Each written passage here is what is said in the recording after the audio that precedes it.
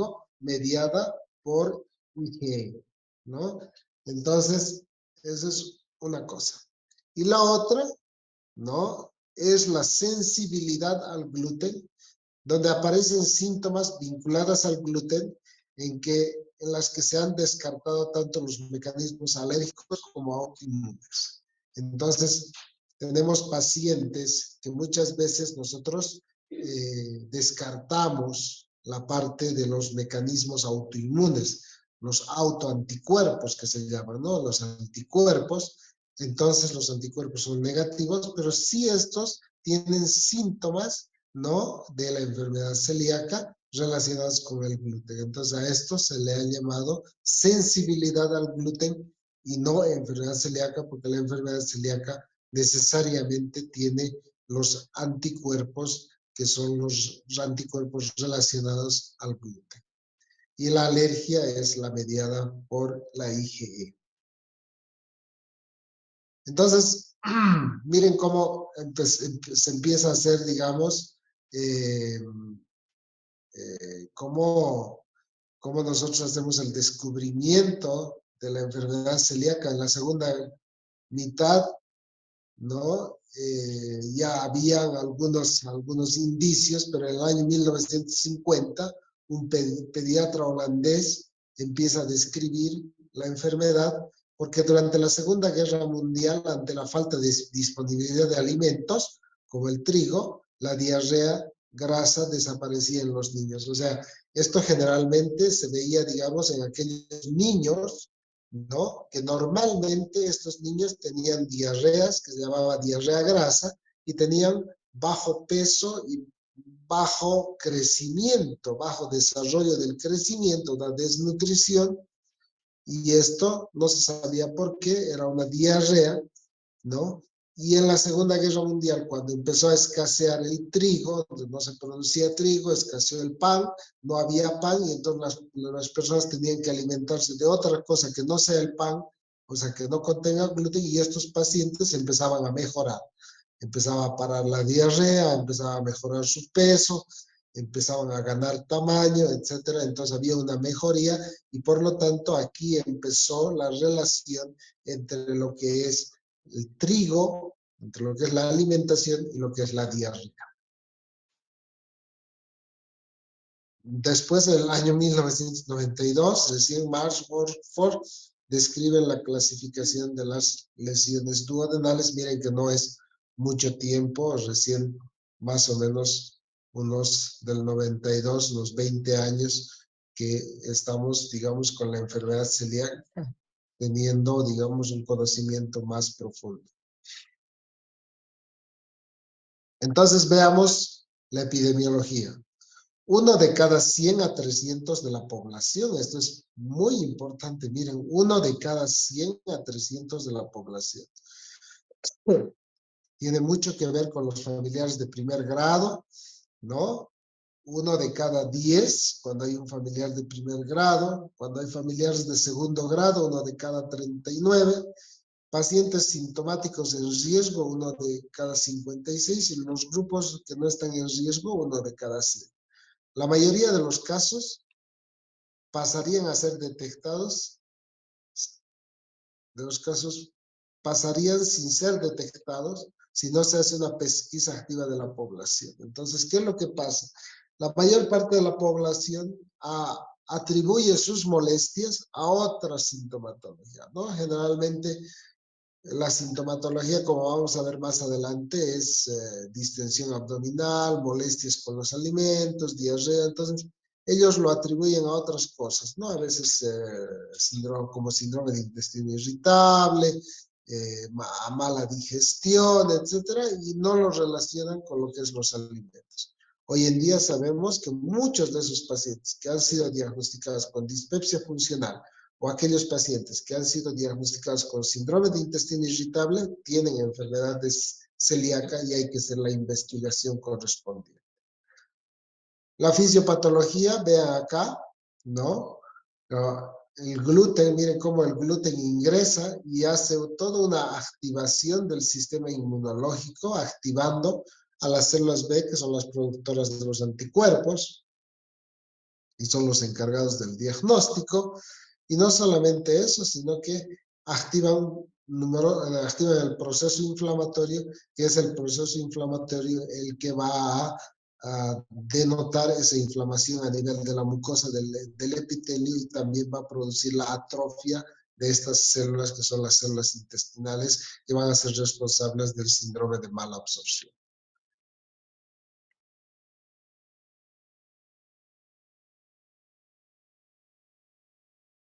Por lo tanto, vamos a ver esto. Acabamos.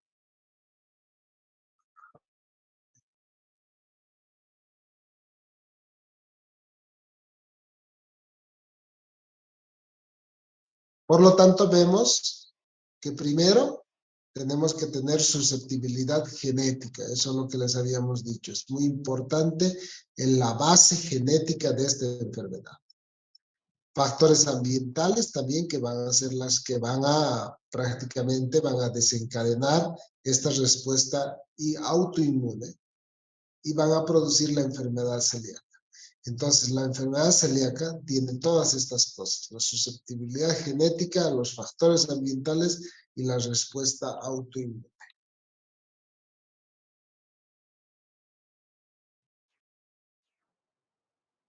Bueno, entonces tenemos esta que es la clasificación, que es la enfermedad clásica, ¿no? Donde hay atrofia de las vellosidades, o sea, es aquellas vellosidades intestinales, ¿no? Que sirven para la absorción, están atrofiadas, hay un aplanamiento de los pliegues.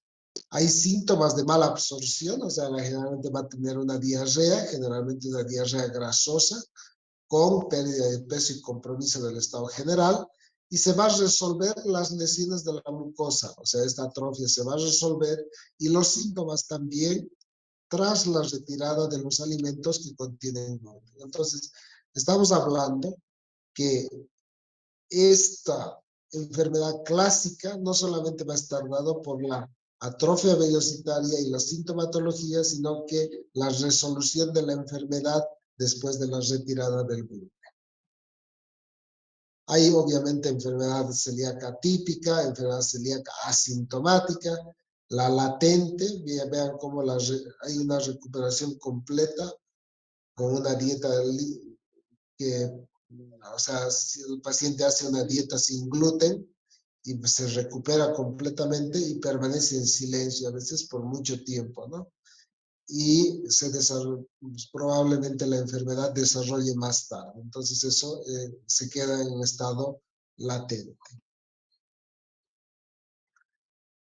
Y bueno, tenemos acá, miren nuevamente esa clasificación: la sintomática, la silente, la latente y la potencial, ¿no? Acá, miren, la clásica, la más importante. Miren, cuando es sintomática, los síntomas son positivos, todos aquellos síntomas de mala absorción. La diarrea es la más frecuente, la pérdida de peso, el compromiso del estado general, meteorismo, etc.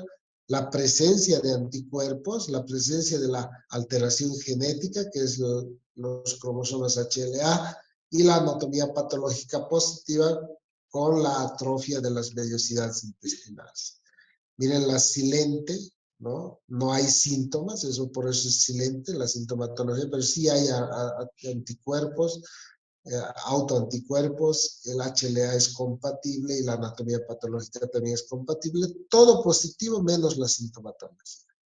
Y la latente puede ser que haya o no haya síntomas, o sea, síntomas muy leves, igual presencia o no de anticuerpos, el HLA que es compatible, que es lo más importante, y no hay anatomía patológica. O sea, latente cuando sí hay el HLA. Y potencial, miren, a veces hay o no hay síntomas, pero sí hay anticuerpos, el HLA compatible, y entonces cuando tenemos anticuerpos y el HLA es compatible, es una enfermedad potencial. Y es así, ¿no? Ahora que hemos recordado al Titanic en el Titán, debería estar escuchando mucho del Titán, ¿no? Que desde ese sumergible, submarino pequeño sumergible, que que ha autoexplotado, ha implosionado, no sé qué, ¿no? ¿No? Hemos recordado a lo que es el Titanic y su choque con un iceberg, ¿no? Entonces, y es así, fíjense, la sintomatología clásica de la enfermedad es, son muy pocos los pacientes que van a tener esa sintomatología. Generalmente la subclínica latente, la latente y la potencial quizás son los síntomas más importantes, o sea, el grupo poblacional más importante se encuentra aquí, en el latente y en el potencial, ¿no? La sintomatología clásica son muy pocos. Y entonces hablamos de las manifestaciones clínicas. Lo más importante, la diarrea, ¿no? Esa diarrea que es muy frecuente y que está precipitada precisamente tras la ingestión de de los alimentos con gluten. El otro síntoma es la esteatorrea, o sea, las deposiciones con grasa, eso es una cosa importante. La flatulencia, o sea, la presencia de muchos gases. A veces las personas dicen, se me hincha el abdomen, tengo un abdomen muy distendido, muy flatulento, mucha acumulación de gases, entonces no puedo botar los gases, hay muchos gases acumulados. Estos son síntomas importantes. Y los síntomas que son consecuencia pues de la diarrea también, síndrome de mala absorción, como falta de crecimiento en los niños, pérdida de peso, anemia severa, déficit de absorción, trastornos neurológicos y déficit de B12, osteopenia y deficiencia de vitamina D y calcio. Hay algunas manifestaciones, digamos, también algunas manifestaciones gastrointestinales que hay que establecer el diagnóstico de la enfermedad subclínica porque es de potencial importancia, porque si nosotros vemos una enfermedad subclínica, pues tenemos que ver que ahí va a haber peligro de malignidad, va a empezar a haber presencia de deficiencias nutricionales insospechadas o asociación con los bebés de bajo peso al nacer en madres afectadas, porque las madres obviamente son desnutridas y van a tener mayor desnutrición con la diarrea, y los bebés son de bajo peso, y o aparición de enfermedades autoinmunes que pueden ser otras enfermedades autoinmunes, ¿no? Aquí tenemos una tablita que les he traído, ¿no? Para que nosotros podamos ver algunas otras cosas que puede producir la enfermedad celíaca. No son desórdenes reumáticos, infertilidad, por ejemplo, es bastante frecuente que las personas no puedan embarazarse. Todo lo que tiene que ver con el déficit de calcio y vitamina D, osteomalacia, osteoporosis, desórdenes neurológicos, depresión, epilepsias, miren, otras alteraciones que no son gastrointestinales, síndrome del túnel carpiano también, o miopatías de causas inmunológicas. Y entonces acá tenemos el riesgo, es un trabajo de investigación solamente para que ustedes lo tengan un poquito de idea, ¿no? Dice, el riesgo de muerte en pacientes con enfermedad celíaca o enfermedad celíaca latente se incrementó modestamente. O sea, sí hay un incremento de la mortalidad en los pacientes en relación a la población general. ¿Por qué? Probablemente porque estos pacientes no es solamente la enfermedad celíaca, sino que tienen otras enfermedades que también son de la misma estirpe autoinmune, ¿no? Y que van a producir, de alguna u otra manera, van a empeorar el pronóstico, la vida de la persona, ¿no? Algunas condiciones asociadas, la de dermatitis herpetiforme, depósitos de IgA granular a lo largo de la membrana basal subepitelial, ¿no? Acá, digamos, la transglutaminasa tisular se encuentra elevada.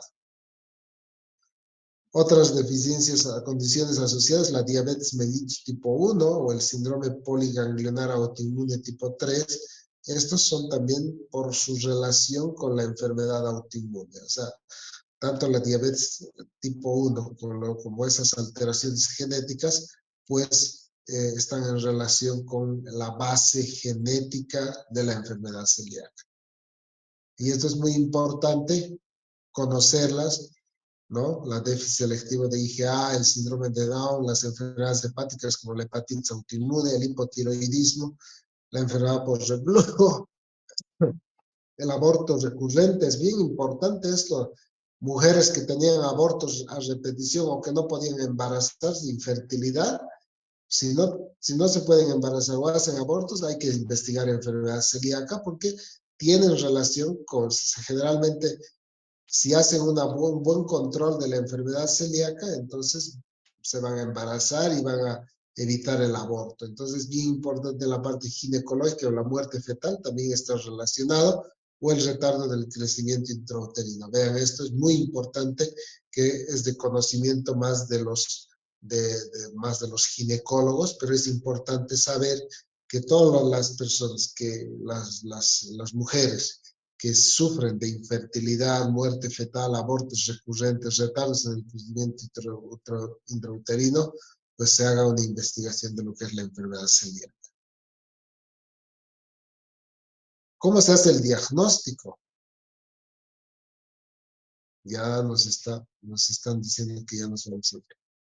El diagnóstico, la diversidad de los síntomas constituye un verdadero desafío para los profesionales de la salud que no están familiarizados con la enfermedad. O sea, muchas veces nosotros los médicos lo que hacemos es, no conocemos todos los síntomas clásicos, que vos hablado, ¿no? Los subclínicos, silente, latente y potencial. Entonces no conocemos este triángulo de los sintomáticos y lo asintomático. Entonces, al no conocer, es difícil que nosotros podamos hacer un diagnóstico, podamos guiar el diagnóstico. Tenemos que saber que hay una enfermedad que se presenta en personas jóvenes, que es precipitado por el gluten, que el gluten está en el trigo, la cebada, el centeno, y que esto va a producir numerosas manifestaciones gastrointestinales, muchas veces gases, solamente flatulencia. La gente dice flatulencia, no, pero debe ser un parásito, debe ser mala digestión, debe ser falta de ejercicio, pero nada relacionado a lo que es la enfermedad celíaca. Entonces, a veces los mismos médicos no encaminamos al paciente. Entonces, siempre que nosotros tengamos un paciente joven que tiene síntomas gastrointestinales que están relacionados con la comida, muchas veces el paciente llega y dice, no puedo comer nada, todo me hace mal. Cuando dice eso al paciente, ya nosotros tenemos que pensar en enfermedad celíaca, porque no puede ser, digamos, que la dieta blanda blanca que a veces comen, ¿no ves? Si solo como un par de galletitas, un par de pancitos, o un mate de anís con mi pancito, con mis galletitas, y ya las galletas tienen trigo, ya tienen cebada y empiezan las molestias. O sea, la sintomatología, cuando nosotros hablamos, por ejemplo, de enfermedad ulceropéptica, cuando hacen una dieta blanda, blanca, los síntomas mejoran. ¿Por qué? Porque quitamos todas las sustancias que dañan el estómago. A ver, pero nada tiene que ver, digamos, con las galletas, el pan, etcétera, que no son lesivos. Pero sí, cuando hablamos de enfermedad celíaca, esto tiene un componente que es el gluten y eso va a producir las molestias que son dolor, cólicos, distensión, flatulencia, molestias, y a veces van a alterar mucho la calidad de su vida. Bien. Esto de los criterios, solamente para que ustedes puedan conocer un poquito, que hay criterios basados en la biopsia, el diagnóstico, la presencia de una serología, o sea, el diagnóstico se basa fundamentalmente en la clínica, en la biopsia y en lo que son la serología específica para la enfermedad celíaca, ¿no? Las biopsias intestinales a veces ya nosotros no podemos, no son necesarias cuando tenemos las antitransglutaminasas en casos concretos, ¿no? Cuando ya tenemos la, la sintomatología bien precisa. Entonces acá, por ejemplo, siempre nosotros vamos a ver si hay sospecha clínica de enfermedad celíaca, ¿no? Empezamos a poner una dieta sin gluten y vemos, ¿no? Si es baja, si es alta la probabilidad, hay que hacer una biopsia del intestino y la serología que nos va a dar si es positivo o negativo, ¿no? Algunos gráficos también de algunos autoanticuerpos, ¿no? Se basan en estos anticuerpos, son los anticuerpos antiendomicio, antitransglutaminasa tisular, ¿no? Los antigliadina también. Entonces acá tenemos tres: antigliadina, antiendomicio y antitransglutaminasa tisular, que son los anticuerpos específicos de la enfermedad celíaca, que son bastante sensibles y específicos.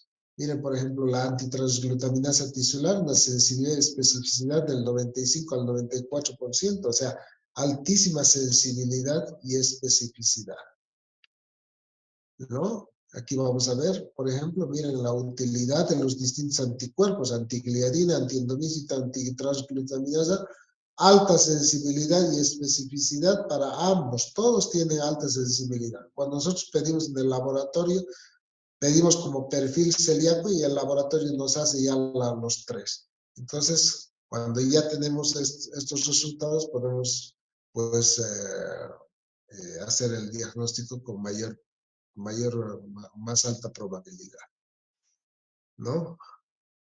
Y en la parte histológica también, ¿no? A veces la parte histológica, nosotros muchas veces tenemos la infiltrativa, la hiperplásica, la atrofia parcial, la atrofia subtotal, la atrofia total, ¿no?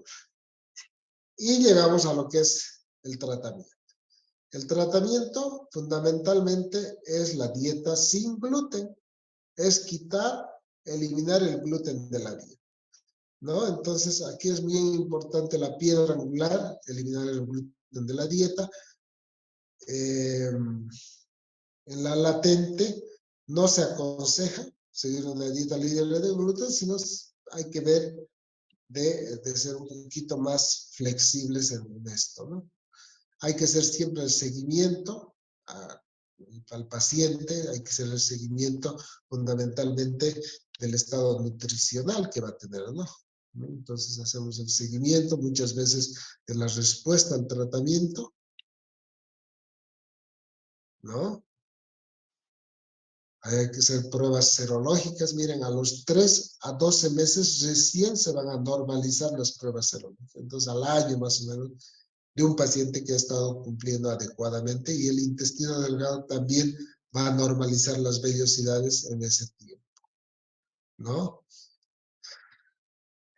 En casos dudosos se puede reintroducir el gluten si es necesario para ver, ¿no? Generalmente esa es una prueba que nosotros hacemos, ¿no? O sea, si tenemos dudas de eso no es celíaco, reintroducimos la dieta y vemos. Si aparecen los síntomas, pues no, se le quita y se diagnostica como enfermedad celíaca. A veces las biopsias son inadecuadas o hay situaciones en que el paciente abandona la dieta sin gluten, ¿no? Hay pacientes que no responden, que también es importante ver que al no responder podemos utilizar corticoides o inmunomoduladores, pero esos son casos muy especiales. Generalmente una dieta bien llevada va a tener buenos resultados. Y corregir algunas deficiencias de la vitamina A, de la vitamina C y de la vitamina E.